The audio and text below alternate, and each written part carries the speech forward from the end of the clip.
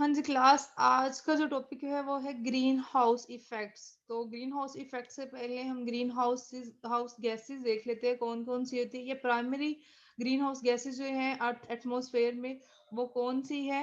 उसमें water vapours हैं, carbon dioxide है, मीथेन, CH4, नाइट्रस ऑक्साइड है। इसके अलावा ओजोन है। ठीक है, ये एटमॉस्फेयर में जो गैसेस एक्ट करती हैं as a green house gases, ये आप डायग्राम में भी देख सकते हैं कि ये सारी जो है ना लेबल की हुई है। मीथेन है, कार्बन डाइऑक्साइड है, ऑक्साइड्स ऑफ नाइट्रस ऑक्साइड है, ओजोन है, CF6 है। तो इसको अब हम देखते हैं, ये गैसेस ये हैं। अब एक मिनट, यहाँ पे भी कुछ मैंने नेम ऐड किए हुए हैं स्लाइड में। मीथेन है, नाइट्रस ऑक्साइड है, कार्बन डाइऑक्साइड है, ओजोन है, सल्फर डाइऑक्साइड है, कार्बन मोनोऑक्साइड है, CO है। ठीक है, क्लोरोफ्लोरोकार्बन है। ये डिफरेंट गैसेस के नेम है, आपकी बुक में शायद एक दो हो, आपने ये सारे ऐड कर लेने हैं ग्रीन हाउस गैसेस की डेफिनेशन में। अब जो हमारा टॉपिक है वो है green house effects. Green house effects क्या है कि जब सन से यूवी लाइट्स पेनिट्रेट करती हैं इनसाइड द अर्थ, वहां पे कुछ जो है वो एब्जॉर्ब हो जाती है, एब्जॉर्प्शन हो जाती है बाय प्लांट्स, और कुछ जो है वो रिफ्लेक्ट कर जाती है। अब यहाँ पे सन से क्या है, ये लाइट्स आ रही है, energy from the sun warm the earth. किस तरह से यहाँ से जितनी भी रेज आ रही है वो आके यहाँ पे आप देखिए दो फॉर्म में दिखाई गई है। कुछ एब्जॉर्ब हो जाती हैं, ये जो ऑरेंज फॉर्म में एरो है यहाँ पे ये शो कर रहा है कि ये एब्जॉर्ब हो गई है, और जो येलो है ये रिफ्लेक्ट कर गई है।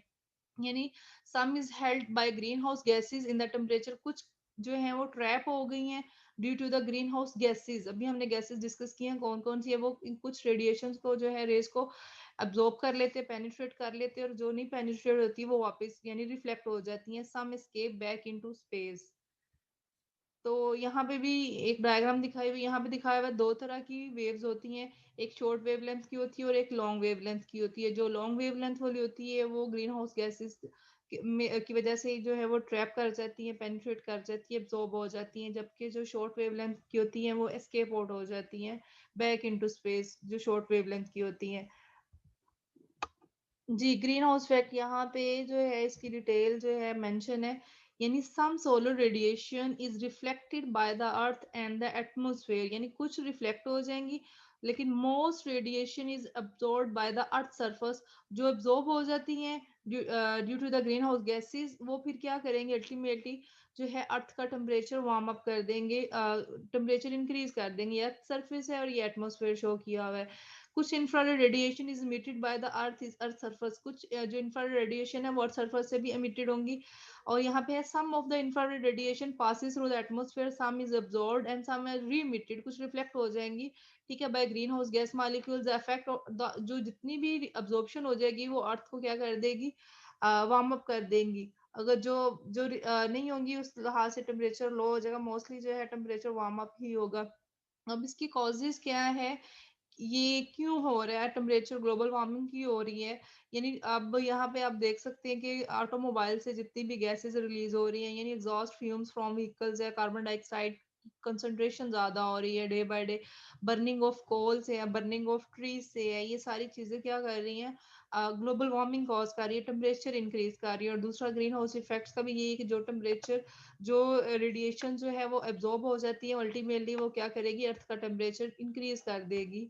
ठीक है, आप अपनी बुक में देखें, आपकी बुक में डायग्राम भी बनी हुई है, सनलाइट दिखाई हुई है, फिर एक ग्रे ग्लास शीट दिखाई हुई है। ठीक है, किस तरह लाइट्स कुछ जो है वो पेनिट्रेट कर जाती हैं, एब्जॉर्ब हो जाती हैं बाय अर्थ, और कुछ रिफ्लेक्ट कर जाती हैं। जो एब्जॉर्ब हो जाती हैं वो अर्थ का टेम्परेचर क्या करती है, इंक्रीज कर देती है। इसमें कार्बन डाइऑक्साइड की जो है वो अब्जॉर्प्शन दिखाई हुई है कि सन से मतलब वो अलाउ नहीं करती कि हीट जो है वो वापस जो है स्केप हो, वो एब्जॉर्ब कर लेती है। अब डे बाय डे जितनी ज्यादा कार्बन डाइऑक्साइड की तादाद कंसंट्रेशन ज्यादा हो रही है, तो ग्लोबल वार्मिंग भी ज्यादा हो रही है, क्योंकि कार्बन डाइऑक्साइड जो है ना वो अब्जॉर्प्शन ज्यादा करती है रेडिएशन की जो सनलाइट से आ रही थी। तो ओवरऑल जो होते हैं इन टेम्परेचर इंक्रीज कर जाता है, और इसको हम बोलते हैं ग्रीन हाउस इफेक्ट। इसके अलावा कॉजेज जो है, ये मैंने इस स्लाइड में भी कॉजेज बताई हुई है। बर्निंग ऑफ कोल है, बर्निंग ऑफ ट्री है, एग्जॉस्ट है, फ्यूम्स फ्रॉम व्हीकल्स। इसके अलावा आपकी बुक में अर्बनाइजेशन, डिफोरेस्टेशन इसमें है, इंडस्ट्रियलाइजेशन है। ये सारे इफेक्ट्स जो है ना ओवरऑल ये ग्रीन हाउस इफेक्ट्स को जो है वो बढ़ा रहे हैं, और इस वजह से ग्रीन हाउस इफेक्ट्स के बढ़ने से ओवरऑल टेम्परेचर जो है वो बढ़ रहा है। यानी all these factor are increasing in temperature on earth. जब ये टेम्परेचर इंक्रीज हो जाएगा अर्थ पे, स्टॉर्म को हम नेम देते हैं ग्लोबल वार्मिंग। अब ये जो ग्लोबल वार्मिंग भी डे बाय डे बहुत ज्यादा हो रही है, तो इसका क्या इफेक्ट होगा? जितने भी ग्लेशियर्स हैं वो क्या करेंगे, आइस कैप्स हैं वो मेल्ट हो जाएंगे और पानी बहुत ज्यादा हो जाएगा, फ्लड्स आएंगे। ठीक है, ये इस तरह अब आप आपने मतलब ओजोन डिप्लीशन में भी कुछ फैक्टर्स पढ़ लिए, यहाँ पे भी पढ़ लिए इसी तरह। इस और एक इफेक्ट है, वो है एसिड रेन। एसिड रेन है क्या? यानी जो बर्निंग होती है फॉसल फ्यूल्स की, डिस्चार्ज हो रही है इंडस्ट्री से, वो इमिट कर रहे हैं डिफरेंट टाइप्स के सल्फर डाइऑक्साइड, नाइट्रोजन डाइऑक्साइड, जब वो एयर में जाते हैं एयर को वो पोल्यूट करते हैं। फिर जब बारिश होनी होती है तो वो वाटर वेपर्स के साथ मिलके थ्रू रेन जो है, जब वही बारिश जमीन पे आती है वो एसिडिक होती है। अब यहाँ पे जो लिटरली मीनिंग एसिड रेन वही है कि जनरली रेन वाटर हैज, अगर हम देखें जो नॉर्मल पीएच वैल्यू है रेन की वो है 5.6, because of the carbon dioxide from the air dissolved in it, ये एक नॉर्मल है। ठीक है, लेकिन any rainfall has a pH value less than 5.6। अब 5.6 तो नॉर्मल है, कार्बन डाइऑक्साइड जो है उसकी डिपोजिशन होती है इस रेन में, तो ये नॉर्मल है। लेकिन अब 5.6 से अगर इसकी पीएच लो हो जाएगी तो वो एसिडिक की तरफ आना शुरू हो जाएगी ना, तो इस ऐसी रेन को फिर हम एसिड रेन कहते हैं। वो अब एसिडिक क्यों हो रही है, वो हम देखते हैं कौन कौन सी पोल्यूशन है, कौन कौन से फैक्टर्स हैं जो रेन को एसिडिक बनाते हैं। ठीक है, आपकी बुक में एक लाइन है, burning of fossil fuels and discharge from industries are emitting sulphur dioxide, nitrogen dioxide, और बहुत सारे इस तरह के ऑटोमोबाइल से निकलने वाली ये मॉलिक्यूल्स हैं जो कि एयर को पोल्यूट कर रहे हैं। ठीक है, फिर ये गैसेस क्या करती है, जब एटमोसफेयर में एंटर होती है और कंबाइन कर जाती है वाटर वेपर्स के साथ और डिफरेंट टाइप्स के एसिड्स बनाती है। ठीक है, और वही एसिड थ्रू रेन जो है फिर अर्थ पे आती है, और ऐसी रेन जो होती है ना वो टॉक्सिक होती है, एसिडिक होती है। हाँ जी, फॉर्मेशन ऑफ एसिड रेन, ये आप देखिए इंडस्ट्री से डिफरेंट टाइप्स के ऑक्साइड्स, नाइट्रोजन ऑक्साइड्स है, सल्फर डाइऑक्साइड है, स्मोक फार्म में फैक्ट्री से ये रिलीज हो रहे हैं, कहाँ पे जा रहे हैं, एटमॉस्फेयर में आएंगे, एयर पोल्यूट हो जाएगी। फिर जाके एटमॉस्फेयर में जब वाटर वेपर्स के साथ कंबाइन करते हैं, लाइक पहले नाइट्रोजन डाइऑक्साइड है उसने वाटर वाटर वेपर्स के साथ कंबाइन होकर नाइट्रिक एसिड और नाइट्रस एसिड बना लिया थ्रू रेन, फिर वो जमीन पे आएगा और डिफरेंट डिफरेंट काइंड्स के जो है वो कॉजेज जो है वो कॉजेज जो है ना वो होंगे, हम देखते हैं कौन से। इसी तरह सल्फर डाइऑक्साइड भी वाटर वेपर्स के साथ कंबाइन करके सल्फरस एसिड और सल्फ्यूरिक एसिड जो है वो बना देती है, और वो रेन को एसिडिक कर देते हैं। या आप इस तरह के स्ट्रक्चर जो है बना भी सकते हो, जस्ट ये लिखे नाइट्रोजन ऑक्साइड, ठीक है, सल्फर डाइऑक्साइड, फिर यहाँ आपकी बुक में इक्वेशन भी है, वाटर वेपर्स के साथ कंबाइन करके सल्फ्यूरिक एसिड, नाइट्रिक एसिड, और ये रेन फिर जो है इस तरह जमीन पे आएगी और एसिडिक बन जाएगी। हाँ जी, यहाँ पे भी है कि acid rain is formed when acidic air pollutants such as sulphur dioxide, nitrogen dioxide dissolved in rain water और water vapours. Sulphur dioxide dissolve in water to form sulphurous acid और सल्फ्यूरिक एसिड। ठीक है, ये वही equation है, different way से मैं आपको बता रही हूँ, जो आपको आसान लिख के आप आप लिख सकते हैं। अब इफेक्ट्स और इम्पैक्ट्स, यानी या इफेक्ट्स कह लें, इम्पैक्ट्स क्या है, एसिडिक रेन जो अब अर्थ पे आती है तो वो क्या कॉज करती है।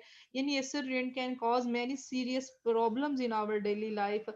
सबसे यानी जितनी भी लिविंग लाइफ है, एक्वेटिक लाइफ है, acid rain destroys aquatic life, specially fish species. ठीक है, और अदर एक्वेटिक एनिमल्स वो डाइंग हो रहे हैं, मर रहे हैं और unable to reproduce under this condition. ये एसिडिक रेन की वजह से उनकी एक्सटिंक्शन हो रही है, उनकी डाइवर्सिटी पे इफेक्ट हो रहा है।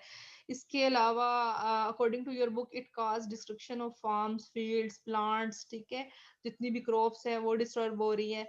और इट मतलब also kill very important decomposers, micro organism, bacteria, fungi की भी ये किलिंग कर रहे हैं। ठीक है, इसके अलावा जितनी भी स्टोन है, मोनूमेंट्स हैं, मतलब जितनी भी ये बिल्डिंग्स हैं जो हमारे ये प्रीवियस हिस्ट्री टाइप है, स्टोन है, मोनूमेंट्स है, उसमें से एक ताजमहल का बताया हुआ है जो इंडिया में है।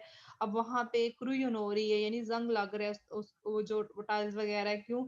ये जब भी रेन होती है, अभी अब तो वैसे वाकई जितनी भी रेन है इतनी ज्यादा पोल्यूशन है, तो एसिडिक रेन ही है, पहले की तरह वो जो है वो क्लियर रेन ही है, एसिडिक रेन है, तो वो डिस्ट्रॉय कर रही है स्टोन को। यानी स्टोन कैंसर नेम मेंशन किया हुआ है, और वो एसिडिक रेन की वजह से वो सारी बिल्डिंग जो है वो डे बाय डे खराब हो रही है। इसके अलावा और बहुत सारे मोनूमेंट्स जो है वो इफेक्ट हो रहे हैं। फिर इसके अलावा ये कि acid rain can cause wash out essential nutrients from such as calcium, potassium, soil की टेक्सचर को भी ये डिस्टर्ब कर रही है, ठीक है, सोल में। और इसके अलावा प्लांट्स जो हैं वो directly get poison and deprived of nutrients, become weak and vulnerable, यानी वो आसानी से शिकार हो रहे हैं इन्फेक्शन के। वो रेजिस्टेंस नहीं है उनमें कि वो डिजीज को जो है वो उसके साथ जो है वो उतनी इम्यूनिटी नहीं है, उनकी इम्यूनिटी कम हो रही है एसिडिक रेन की वजह से, ठीक है। इसके अलावा वो फिर उन प्लांट्स पे इंसेक्ट इजीली अटैक कर सकते हैं, ठीक है। यहाँ पे भी कुछ मेंशन किए हुए हैं, सरफेस वाटर है, रिवर है, लेक्स है, फ्रेश वाटर है, ठीक है। उसमें जितने भी एक्वेटिक एनिमल्स है उनकी लाइफ को जो है ये खतरा है, वो नियर फ्यूचर एक्सटिंक्ट हो सकते हैं इसी तरह की कंटिन्यूसली एसिडिक रेन की वजह से। सॉइल्स की जो कंपोजिशन है वो डिस्टर्ब हो रही है। फॉरेस्ट जो है वो उसमें जितनी वेजिटेशन है, जितने वाइल्ड लाइफ है, उसमें प्लांट्स हैं, एनिमल्स है, वो डिस्टर्ब हो रहे हैं। स्पेशली ह्यूमन हेल्थ जो है, अब यही है कि इन बारिश में नहाना भी नहीं चाहिए, ये वो उस तरह की प्योर जो है वो रेन नहीं है, एसिडिक है, तो आपकी स्किन में कोई डिजीज कॉज कर सकती है, ठीक है। बिल्डिंग एंड अर्बन एनवायरनमेंट को डिस्टर्ब कर रही है, ये सारे फैक्टर्स हैं, ठीक है। आपने इसमें पहले एसिडिक रेन की डेफिनेशन, देन इक्वेशन, फिर रीजंस, और फिर आपने ये फैक्ट्स जो आपकी बुक में है कुछ यहाँ पे मैंने ऐड किए हुए, इनको आपने वन बाय वन जो है देख लेना है, ठीक है। ग्रीन हाउस फैक्ट्स है उसको, ग्रीन और ये एसिडिक रेन जो है, ये दोनों टॉपिक